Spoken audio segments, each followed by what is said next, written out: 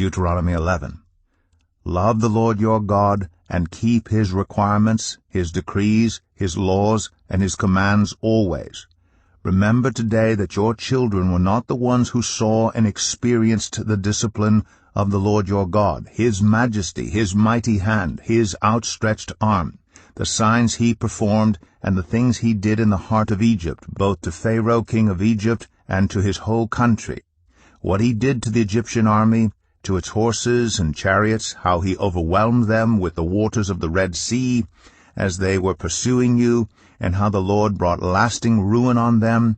It was not your children who saw what he did for you in the wilderness until you arrived at this place, and what he did to Dathan and Abiram, sons of Eliab the Reubenite, when the earth opened its mouth right in the middle of all Israel, and swallowed them up with their households, their tents, and every living thing that belonged to them. But it was your own eyes that saw these great things the Lord has done. Observe therefore all the commands I am giving you today, so that you may have the strength to go in and take over the land that you are crossing the Jordan to possess, and so that you may live long in the land the Lord swore to your ancestors to give to them and their descendants, a land flowing with milk and honey. The land you are entering to take over is not like the land of Egypt from which you have come, where you planted your seed and irrigated it by foot as in a vegetable garden. But the land you are crossing the Jordan to take possession of is a land of mountains and valleys that drinks rain from heaven. It is a land the Lord your God cares for. The eyes of the Lord your God are continually on it from the beginning of the year to its end. So if you faithfully obey the commands I am giving you today, to love the Lord your God and to serve him with all your heart and with all your soul, then I will send rain on your land in its season, both autumn and spring rains, so that you may gather in your grain, new wine and olive oil. I will provide grass in the fields for your cattle, and you will eat and be satisfied. Be careful, or you will be enticed to turn away and worship other gods and bow down to them. Then the Lord's anger will burn against you, and he will shut up the heavens so that it will not rain, and the ground will yield no produce, and you will soon perish from the good land the Lord is giving you. Fix these words of mine in your hearts and minds. Tie them as symbols on your hands and bind them on your foreheads. Teach them to your children, talking about them when you sit at home and when you walk along the road, when you lie down and when you get up. Write them on the doorframes of your houses and on your gates, so that your days and the days of your children may be many in the land the Lord swore to give your ancestors, as many as the days that the heavens are above the earth.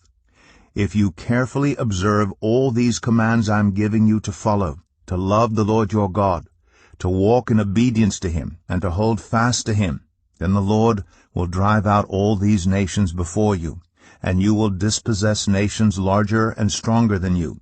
Every place where you set your foot will be yours. Your territory will extend from the desert to Lebanon, and from the Euphrates River to the Mediterranean Sea. No one will be able to stand against you. The Lord your God, as he promised you, will put the terror and fear of you on the whole land wherever you go. See, I am setting before you today a blessing and a curse. The blessing if you obey the commands of the Lord your God that I am giving you today, the curse if you disobey the commands of the Lord your God and turn from the way that I command you today by following other gods, which you have not known. When the Lord your God has brought you into the land you are entering to possess, you are to proclaim on Mount Gerizim the blessings, and on Mount Ebal the curses. As you know, these mountains are across the Jordan, westward toward the setting sun, near the great trees of Moreh, in the territory of those Canaanites living in the Arabah, in the vicinity of Gilgal. You are about to cross the Jordan to enter and take possession of the land the Lord your God is giving you. When you have taken it over and are living there, be sure that you obey all the decrees and laws I am setting before you today. Deuteronomy 12. These are the decrees and laws you must be careful to follow in the land that the Lord, the God of your ancestors, has given you to possess, as long as you live in the land. Destroy completely all the places on the high mountains, on the hills, and under every spreading tree, where the nations you are dispossessing worship their gods, break down their altars, smash their sacred stones, and burn their Asherah poles in the fire, cut down the idols of their gods, and wipe out their names from those places. You must not worship the Lord your God in their way, but you are to seek the place the Lord your God will choose from among all your tribes to put his name there for his dwelling. To that place you must go. There bring your burnt offerings and sacrifices, your tithes and special gifts, what you have vowed to give, and your free will offerings, and the firstborn of your herds and flocks. There, in the presence of the Lord your God, you and your family shall eat, and shall rejoice in everything you have put your hand to, because the Lord your God has blessed you.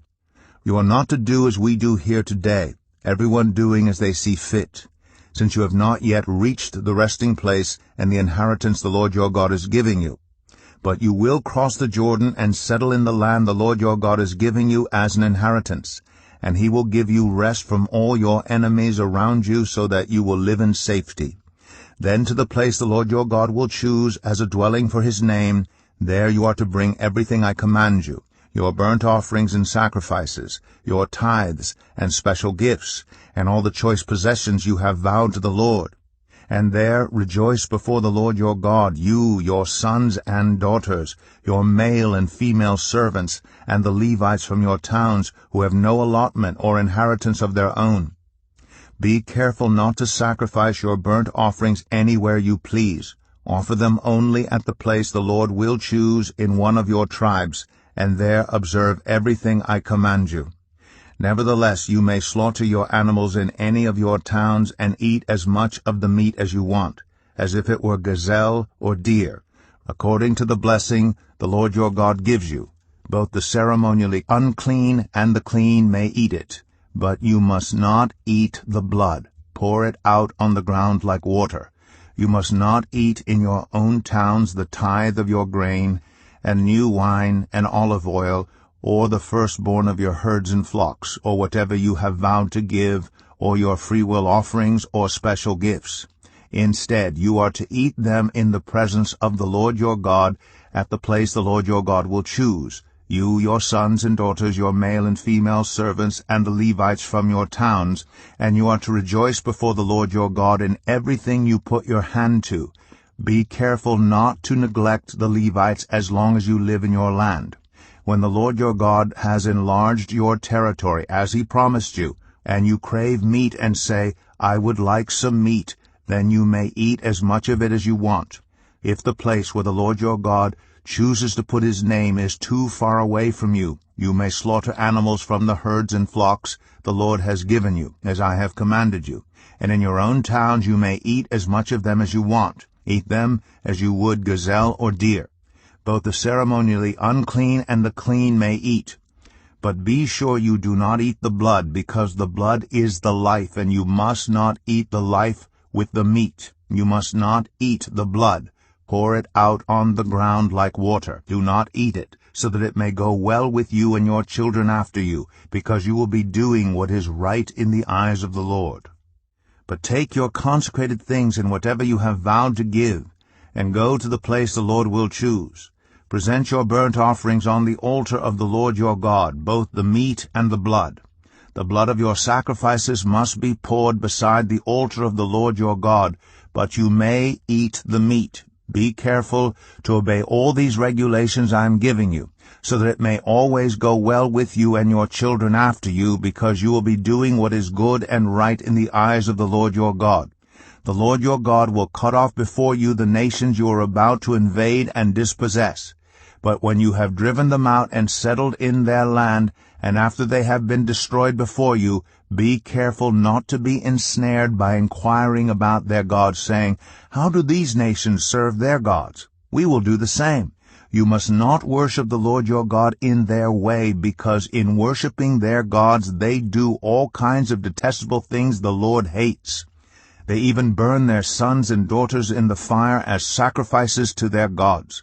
See that you do all I command you. Do not add to it or take away from it. Deuteronomy 13. If a prophet or one who foretells by dreams appears among you and announces to you a sign or wonder, and if the sign or wonder spoken of takes place, and the prophet says, "Let us follow other gods, gods you have not known, and let us worship them," you must not listen to the words of that prophet or dreamer. The Lord your God is testing you to find out whether you love him with all your heart and with all your soul. It is the Lord your God you must follow, and him you must revere. Keep his commands and obey him, serve him, and hold fast to him. That prophet or dreamer must be put to death for inciting rebellion against the Lord your God, who brought you out of Egypt and redeemed you from the land of slavery.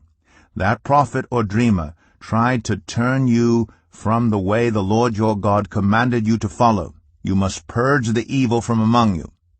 If your very own brother or your son or daughter or the wife you love or your closest friend secretly entices you, saying, "Let us go and worship other gods, gods that neither you nor your ancestors have known, gods of the peoples around you, whether near or far, from one end of the land to the other," do not yield to them or listen to them. Show them no pity. Do not spare them or shield them. You must certainly put them to death. Your hand must be the first in putting them to death, and then the hands of all the people. Stone them to death because they tried to turn you away from the Lord your God, who brought you out of Egypt, out of the land of slavery. Then all Israel will hear and be afraid, and no one among you will do such an evil thing again. If you hear it said about one of the towns the Lord your God is giving you to live in, that troublemakers have arisen among you, and have led the people of their own town astray, saying, "Let us go and worship other gods, gods you have not known," then you must inquire, probe, and investigate it thoroughly. And if it is true, and it has been proved, that this detestable thing has been done among you, you must certainly put to the sword all who live in that town. You must destroy it completely, both its people and its livestock. You are to gather all the plunder of the town into the middle of the public square and completely burn the town and all its plunder as a whole burnt offering to the Lord your God. That town is to remain a ruin forever, never to be rebuilt, and none of the condemned things are to be found in your hands. Then the Lord will turn from his fierce anger, will show you mercy, and will have compassion on you. He will increase your numbers, as he promised on oath to your ancestors, because you obey the Lord your God by keeping all his commands that I am giving you today, and doing what is right in his eyes.